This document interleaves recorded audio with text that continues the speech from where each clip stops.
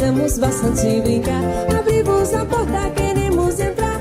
Aqui desejamos bastante brincar. Se o dono da casa der vir, licor, cantemos.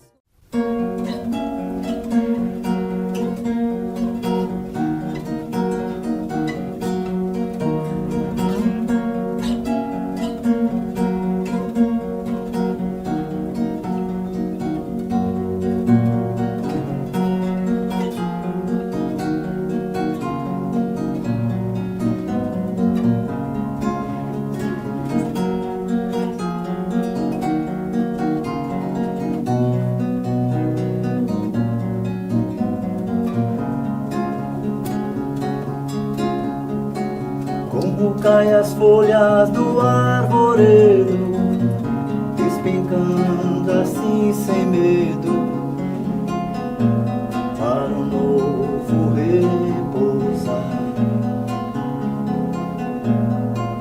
Nascem novas folhas tão bonitas, que com graça o vento agita, um eterno balançar. Canta um pássaro bonito, não menos bonito é o teu cantar. Oxalá fosse canto, mas é a dor que faz cantar. É o canto, prece e pranto do peito de um trovador, misturando a melodia ao pranto pra comover o lenhador. Misturando a melodia ao pranto pra comover o lenhador. Não derrube esta árvore, nela meu ninho está. Veja meus filhos tão pequenos, espere ao menos aprenderem a voar. Veja meus filhos tão pequenos, espere ao menos aprenderem a voar. É o canto, prece e pranto do peito de um trovador, misturando a melodia ao pranto pra comover o lenhador. Misturando a melodia ao pranto pra comover o lenhador. Não derrube esta árvore, nela meu ninho está. Veja meus filhos tão pequenos, espere ao menos aprenderem a voar. Veja meus filhos tão pequenos, espere ao menos aprenderem a voar.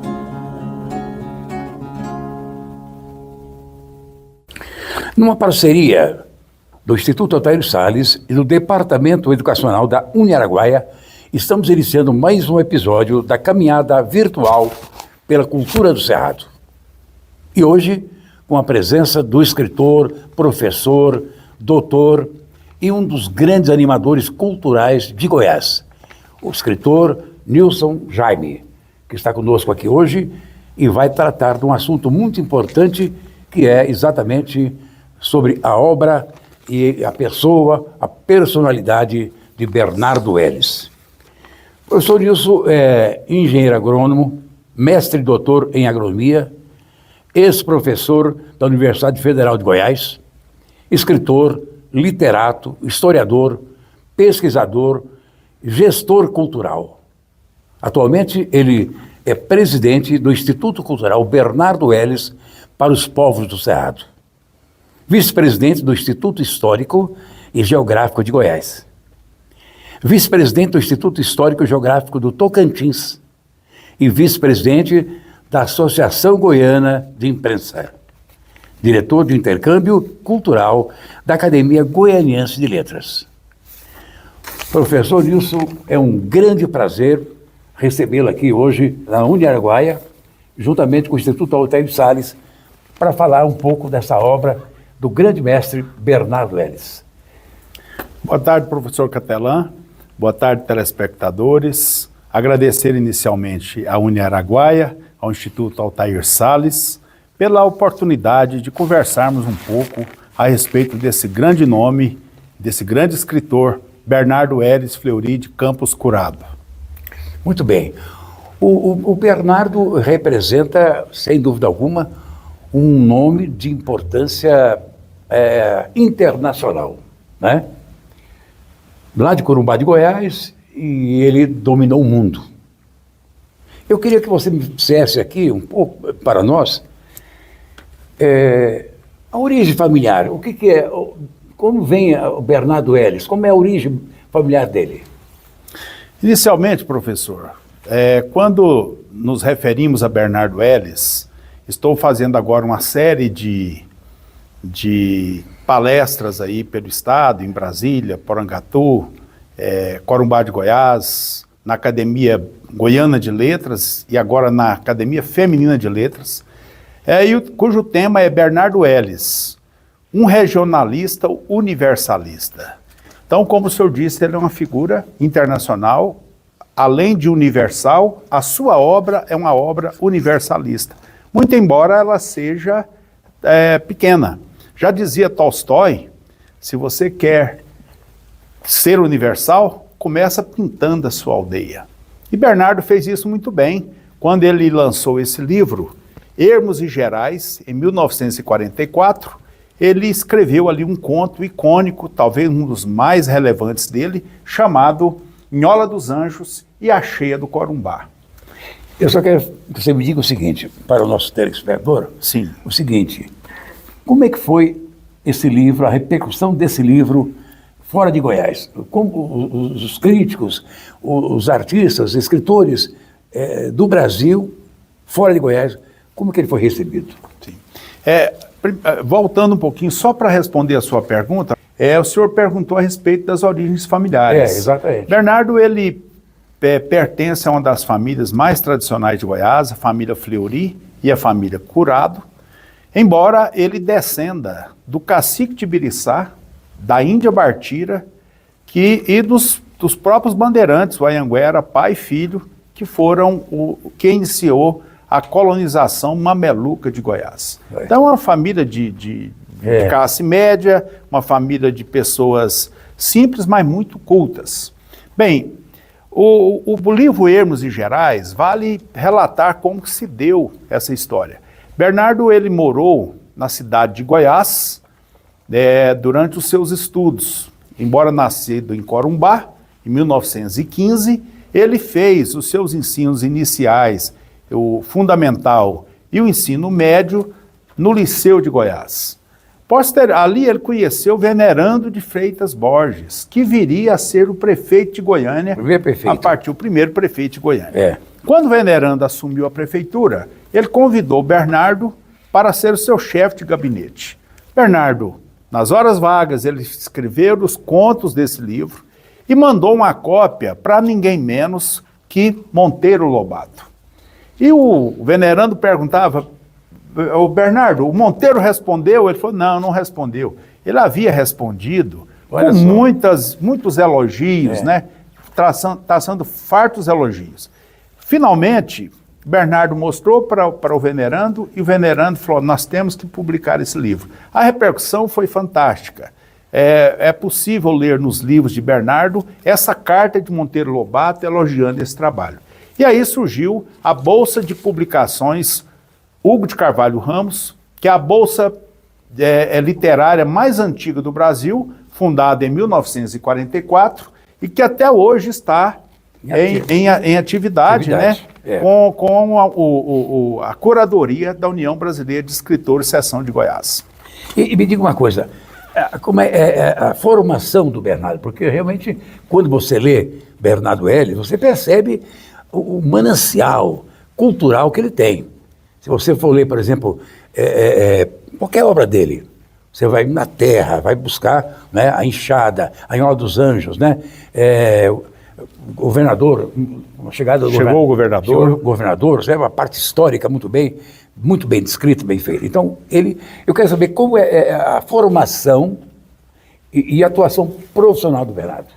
Bem, a formação acadêmica, ele é bacharel em Direito, formou-se em Direito. Assim que ele mudou para Goiânia, ele começou a cursar a Faculdade de Direito que tinha sido fundada na cidade de Goiás. E ela se mudou para cá, para a Rua 20.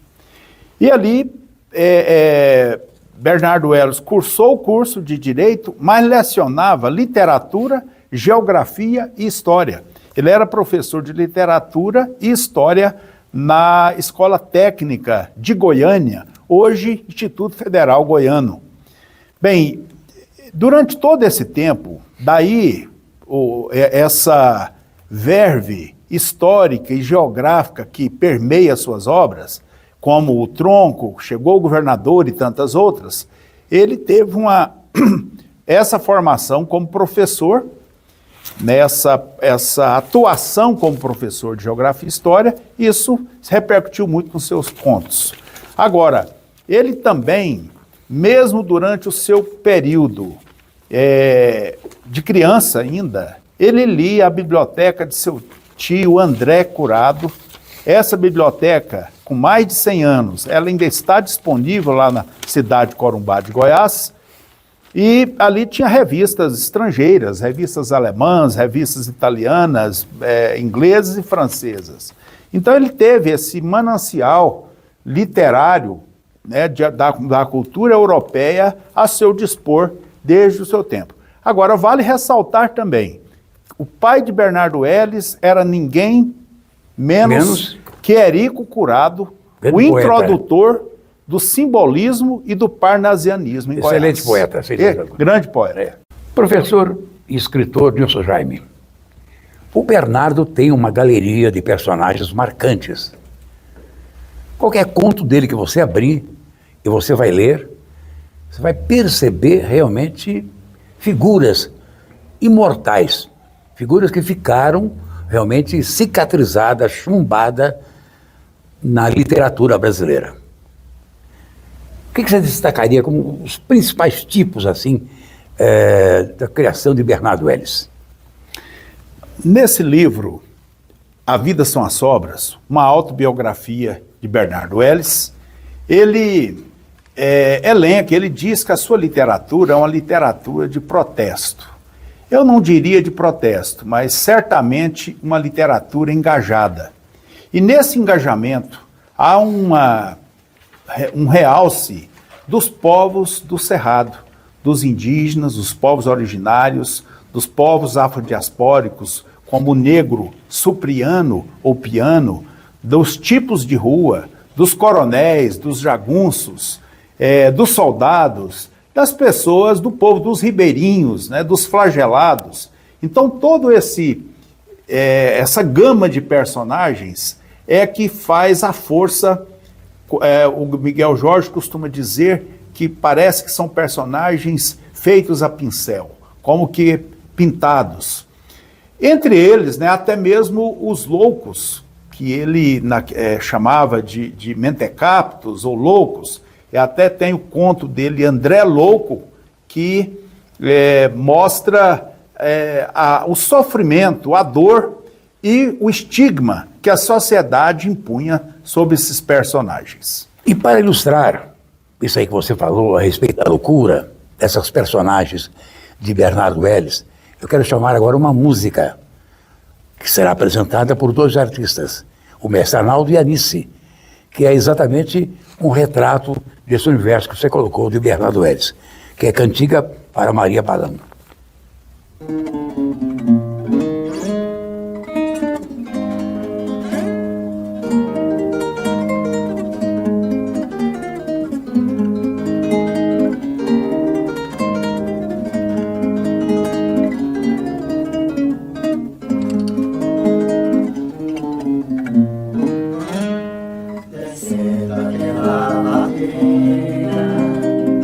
Ave Maria Balão, noite clara, lua nova, com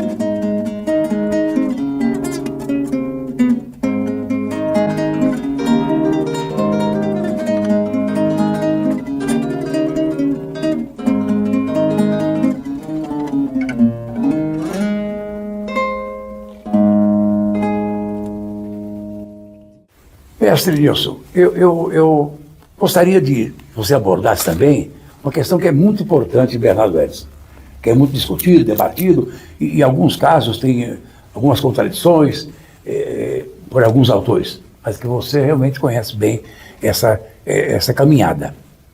Como é a participação política do Bernardo Ellis? Porque ele tem uma participação política interessante, né? A coisa dele, uma atividade enganjada. Eu queria então que você abordasse isso aí para nós.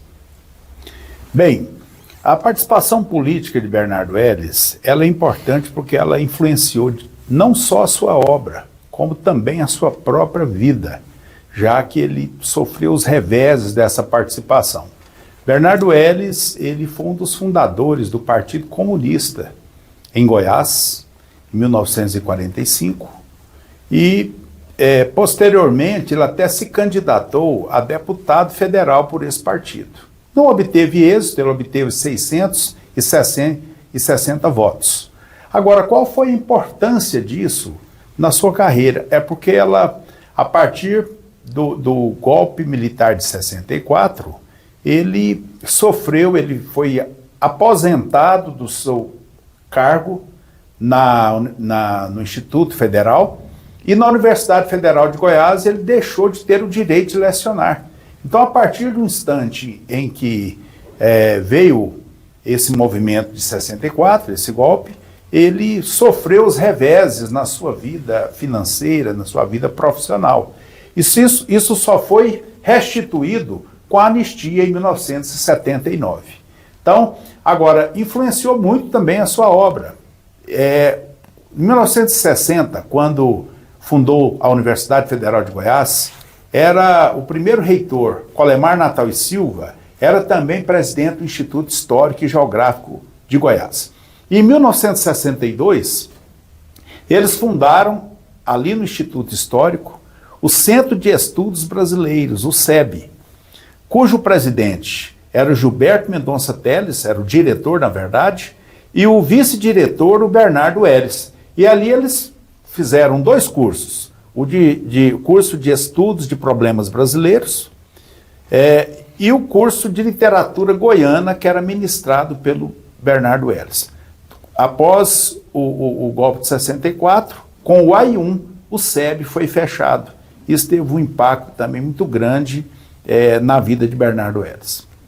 E eu acho importante, então, agora que você já colocou tudo isso aí, de onde surgirá essa temática do Bernardo Ellis, que você citasse para o nosso telespectador as principais obras do Bernardo. O que você pauta como obras principais dele? Bem, Bernardo Ellis, ele tem uma bibliografia de 20 livros, entre romances, contos, crônicas, novelas, ensaios e livros historiográficos. O principal, eu diria, que é o romance O Tronco. Esse é o que teve mais impacto. Infelizmente, ele foi, digamos assim, chamuscado, ele foi ofuscado pelo lançamento, no mesmo ano, o ano de 1956, do livro de Guimarães Rosa, Grande Sertão Veredas. Então a concorrência foi uma concorrência pesada, mas é um livro de altíssimo nível que relata fatos ocorridos no norte de Goiás, na cidade de São José do Duro, hoje Dianópolis, hoje no Tocantins. Então esse romance, O Tronco, virou inclusive filme. Você consegue ver esse filme no YouTube, estrelado pelo Antônio Fagundes, por Letícia Sabatella, Chico Dias, Mauri de Castro e outros atores. Bem, além do Tronco, temos também Chegou o Governador, que é um excelente romance ambientado na cidade de Goiás, um romance histórico, igualmente como o Tronco. E também, entre os contos, eu destacaria O Ermos e Gerais, que foi o seu primeiro livro, Veranico de Janeiro, que foi um livro premiado, recebeu Caminhos dos Gerais e diversos outros. Então, se fosse para destacar, eu diria que os principais são O Tronco e Ermos e Gerais. Se fosse para escolher 2, um de conto e um de um romance. Vale destacar o seguinte: na década de 1970 e 80, existia um programa na Rede Globo de televisão chamado Casa Especial, que ia ao ar nas quartas-feiras, às 8 horas, depois do Jornal Nacional, na Rede Globo. E foi filmado A Enxada, um dos contos mais icônicos de Bernardo Ellis, que trata da temática social, da relação trabalhista entre o patriarcado agrário e os operários do campo, e foi gravado e estrelado pelo Estênio Garcia. No dia de entrar no ar, na quarta-feira, meia hora antes, a censura federal proibiu a exibição desse episódio. Nunca ninguém conseguiu ver. Dizem, quem participou, ficou uma coisa fantástica. O Instituto Bernardo Ellis para os Povos do Cerrado está tentando reaver ou obter esse filme, né, que é em torno de 1 hora, para exibição, pelo menos lá no Instituto Bernardo Ellis. De forma que é ampla a bibliografia de Bernardo Ellis, quer dizer, em torno de 20 livros, mas de altíssima qualidade e muito importante. Eu também acho que posso destacar aquele filme dele, A Filha do Sol, não é? Que é fantástico. Você tem algo para dizer? Sim, Índia, Filha do Sol foi um filme baseado no conto Ontem, Como Hoje, Como Amanhã, Depois, e que foi estrelado na televisão por Nuno Leal Maia e Glória Pires. Foi gravado na Ilha do Bananal. Então, os filmes de Bernardo Ellis, em geral, eles são gravados aqui em Goiás. Foi um filme muito importante. Também pode ser encontrado no YouTube. É possível você assistir a esse filme no YouTube. E aí tem aquele verve ambiental, ecológica, de resgate do meio ambiente e de resgate do indígena, como os verdadeiros ou os primeiros donos dessa terra. É importante realmente porque quando você lê a obra do Bernardo, você, por exemplo, escreveu um belo artigo que está na revista Goiânia 90 anos, não é? E você dá esse espaço do conhecimento de Bernardo, porque o grande lance do autor é ter essa vastidão cultural que o Bernardo tinha. Ele tinha conhecimento de história, conhecimento de geografia. Eu tive a oportunidade de conviver com o Bernardo por várias vezes. E quando eu fui escrever meu livro, Súmula da Literatura Goiana, ele me emprestou a biblioteca dele para pesquisar. Eu pesquisei em 2 bibliotecas, do professor Altamiro Moura Pacheco e na biblioteca do Bernardo Ellis. E o mais importante que eu achei foi da biblioteca do Bernardo Ellis, porque ele sentava comigo na mesa, Nilson, sentava comigo na mesa e dizia: Catelã, você tem que abordar mais esse autor aqui, ó. Esse autor, você dá mais espaço para ele, porque ele é importante e tal. Eu era novato aqui em Goiás, estava com alguns anos que eu vim de São Paulo, e, no entanto, ele ia me orientando, não é? Entendeu? Então, eu convivi com ele, e essa extensão cultural dele é muito grande. E, juntando-se tudo isso, uma pessoa humilde, de uma humildade assim, assustadora, né, Nilson? Sim. Recentemente, professor, foi lançado esse livro, Goiânia 90 anos, na efeméride dos 90 anos da capital. É um livro organizado pelo Eliezer Cardoso, Jales Mendonça, Nar Chaú e por mim.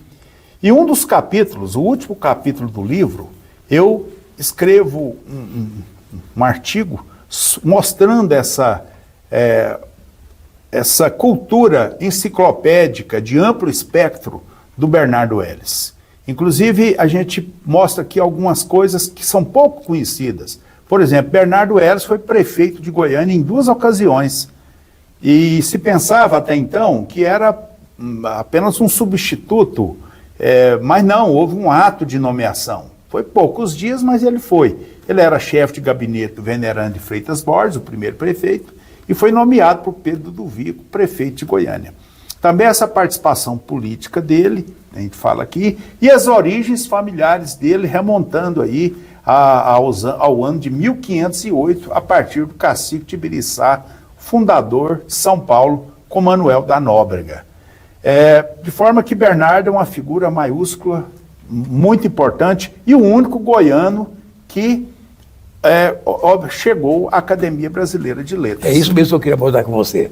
Mestre Nilson Jaime, falando de academia, já que você tocou no assunto aí, será que foi exatamente essa monumental obra do Bernardo Ellis que o levou para a Academia Brasileira de Letras?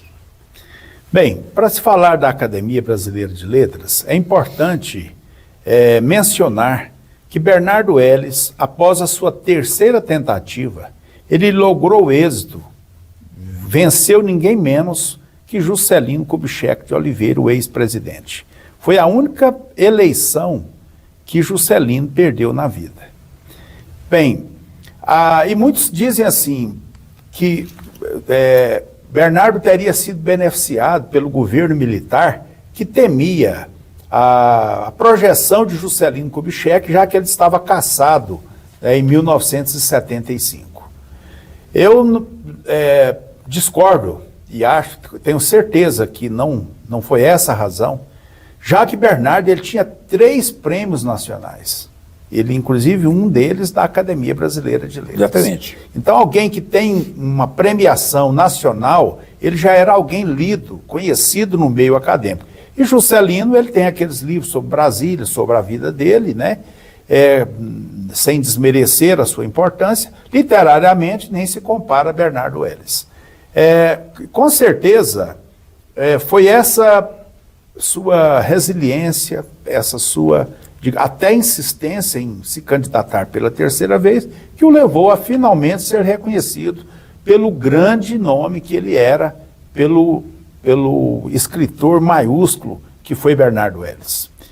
Por sinal, professor, sim, nesse ano completa, agora dia 21 de dezembro, completa 50 anos que Bernardo chegou à Academia Brasileira de Letras. E o Instituto Bernardo Ellis para os Povos do Cerrado está com uma série de eventos, de palestras, né, de visitações, para a comemoração desses 50 anos. Inclusive, estamos viabilizando, junto a uma editora, a edição da obra completa de Bernardo Ellis nos próximos anos. E que faz falta demais, né? Demais. Hoje, o grande problema da obra de Bernardo Ellis é que ela está praticamente extinta do ponto de vista editorial.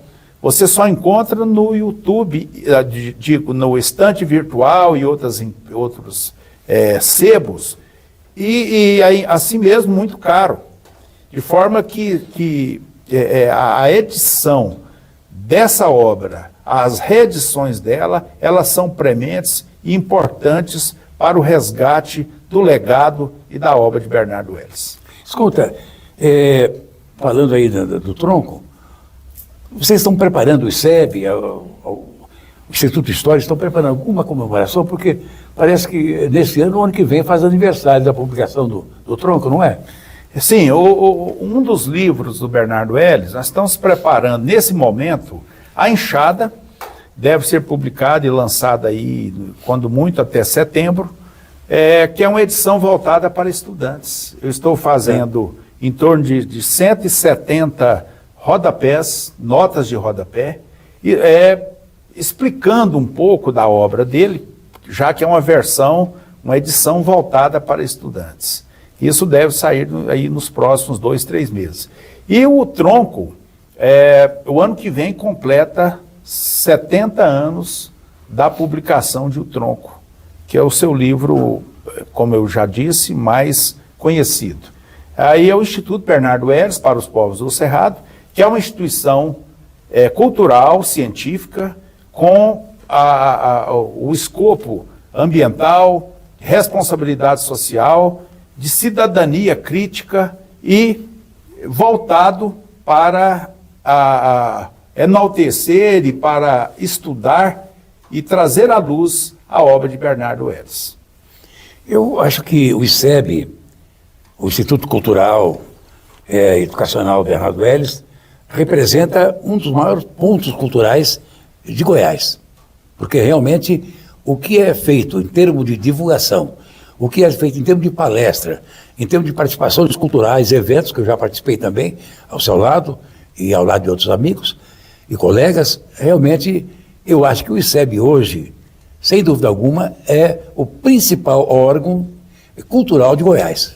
E tendo você à frente, como realmente diz aí o meu amigo Altair, o professor Altair Salles, o grande espadachim da cultura goiana, você representa demais esse trabalho.